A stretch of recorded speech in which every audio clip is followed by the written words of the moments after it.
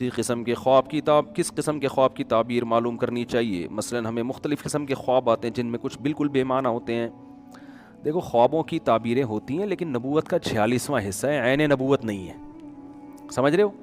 اچھا خواب جو سچے ہوتے ہیں نا, انسان کو خود احساس ہو جاتا ہے کہ یہ خواب جھوٹا نہیں ہے, وہ خود قدرت کی طرف سے انسان کو نا ایک سگنل ملتا ہے کہ یار یہ کچھ غیر معمولی خواب آیا ہے میری زندگی میں, مجھے چند خواب آئے ہیں, جاگتے ہی مجھے احساس ہوا تھا کہ یہ مجھے لگتا ہے کہ یہ سچا خواب ہے, اور الحمدللہ وہ یعنی ہمیں نظر بھی آیا کہ پورے ہوتے ہوئے نظر آئے وہ خواب.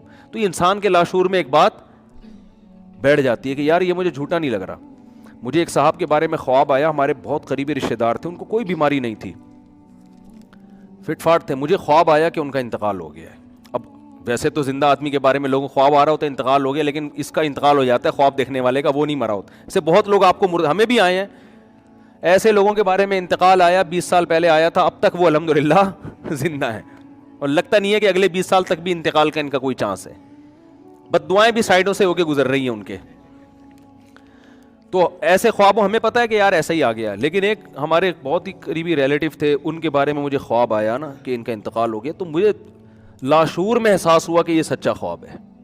مجھے لگا کہ یار یہ, کیونکہ گھر میں ایک ان کا ایسا سما تھا, اور جیسے مجھے خواب آیا 2-4 دن کے بعد پتہ چلا ان کو کینسر ہو گیا, اور واقعی ان کا تھوڑے دنوں میں انتقال ہوا.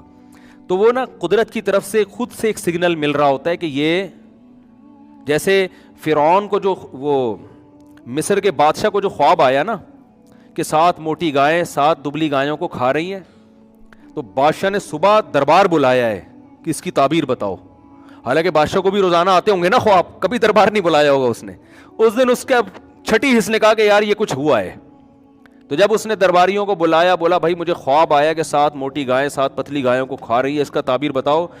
تو انہوں نے کیا کہا, اضغاث احلام, یہ پراگندہ خیالات ہیں, آپ سارا دن حکومتی کام مصروف رہتے تو الٹے گائیں بھینسیں آ گئی ہیں آپ کے خواب میں. لیکن ان کا بھائی لگتا ہے کچھ ہے اس میں. پھر یوسف علیہ السلام نے اس کی تعبیر بتائی.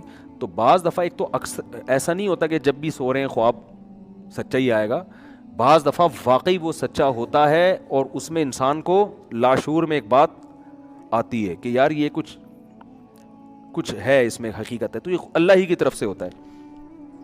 تو اس لیے ہر خواب کی نہ تعبیر پوچھا کریں, نہ دوسروں کا ٹائم ضائع کیا کریں, نہ اپنا ٹائم ضائع کیا کریں. اور یہ ذہن میں رکھو کہ شادی شدہ خاتون کو اگر سانپ نظر آ رہے ہیں, میرڈ خواتین کو خوابوں میں سانپ چھپکلیاں آتی رہتی ہیں, تو یہ جٹھانیوں کا اور آپ کے تعلقات کا مسئلہ ہے. یہ ساسوں کا, وہ ساس سانپ کی شکل میں کبھی اژدہے کی شکل میں آ رہی ہوتی ہے, یہ ہوتا ہے. تو اس کو آپ سیریس لینے کی کوشش نہ کریں, سمجھ میں. وہ کبھی بھی ایسا نہیں ہوگا کہ ساس پھول لے کے آ رہی ہے خواب میں, ایسا نہیں ہوتا, ایسے خواب نہیں آتے.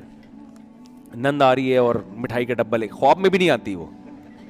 تو یہ آپ کا اپنا وہ ہوتا ہے کہ آپ کو یہ, کیونکہ اس کو آپ نے اپنی دشمن سمجھ لیا ہے, تو جس کو آپ دن میں دشمن سمجھ رہے ہو وہ خواب میں دشمن ہی کے طور پہ آئے گا.